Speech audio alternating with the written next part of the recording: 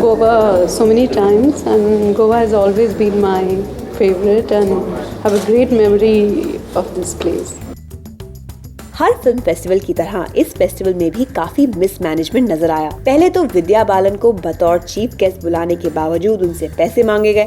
उसके बाद I card के ना होने के कारण मनीषा कोइराला को गेट से वापस भेज दिया गया और अंत में दूर दराज से आए फिल्म मेकर्स को काफी मशक्कत के बावजूद भी थिएटर में एंट्री नहीं दी गई। जहां एक तरफ गुस्साई भीड़ ने मैनेजमेंट को गालियां दी, वहीं दूसरी ओर एक्टर्स ने अपने आप को बचाने की पूरी कोशिश की।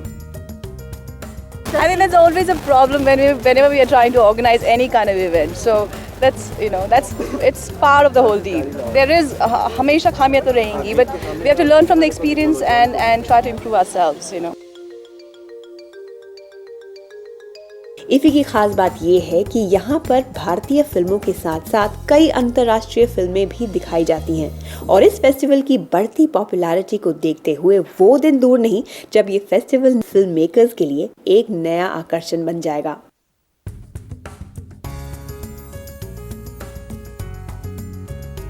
गोवा जैसे डेस्टिनेशन में अगर इंटरनेशनल फिल्म फेस्टिवल का आयोजन किया जाए तो बॉलीवुड को इकट्ठा होना ही है।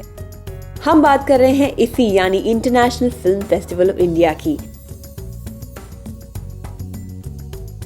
लाइव परफॉर्मेंसेस, प्रेस कॉन्फ्रेंसेस और फिल्म स्क्रीनिंग से भरे इस फेस्टिवल में इंडियन फिल्म मेकर्स के साथ साथ अंतर्राष्ट्रीय फिल्म मेकर्स ने भी हिस्सा लिया।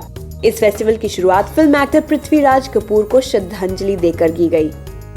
I'm very happy about this event taking place here, and I am grateful to the Ministry of Information Broadcasting and the Film Directorate for paying a tribute to my father on his 100th birthday.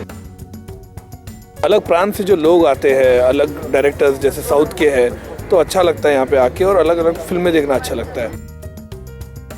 The best part about this film festival is that it's the film festival has chosen the right place itself. What better place than Goa? It's a tourist destination. Anyway, foreigners love to come here. So to combine and come into a film festival with, new place, new films. इस साल इफ़ी में corporate, रंग दे बसंती, ओमकारा, क्रिश, खोसला का घोसला, गांधी, जाने भी तो यारो जैसी कई मशहूर फिल्मों की स्क्रीनिंग की गई। I'm very excited that Krish is being shown. I wish I could come when Krish was being seen by everyone, but like I said, I'm shooting on this very tight schedule. But I hope people like Krish as much as we enjoyed making it. बहुत अच्छा लगता है कि आज जब हम cinema को celebrate कर रहे हैं इधर इफ़ी में, गोवा में, तो in the popular category of Indian films, उसमें रंग दे बसंती is an inaugural film. It's a matter of honor and great pride कि हर साल जैसे ये फेस्टिवल होते हैं, इस साल हमें ये मौका मिला है।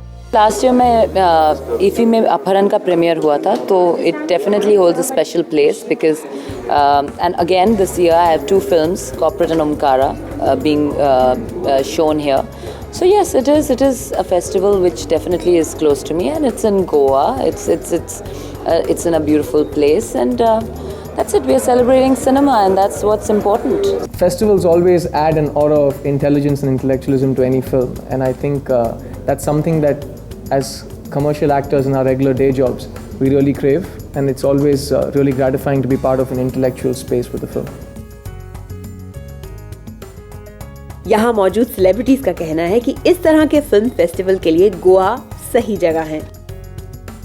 So I've always encouraged, Goa to कि गोवा में फिल्म फेस्टिवल हो। पहले से ही जब नहीं था तब that time also I was to encourage, because I think एक तो scenic point of view Goa का बहुत अच्छा है, and people are really nice. बहुत अच्छा जो माहौल है यहाँ का, बहुत ही फिल्मी है, तो काफी मजा आता है। I think IFFI is a very great way of presenting Indian cinema to the world, and also having world cinema come to the people who love films.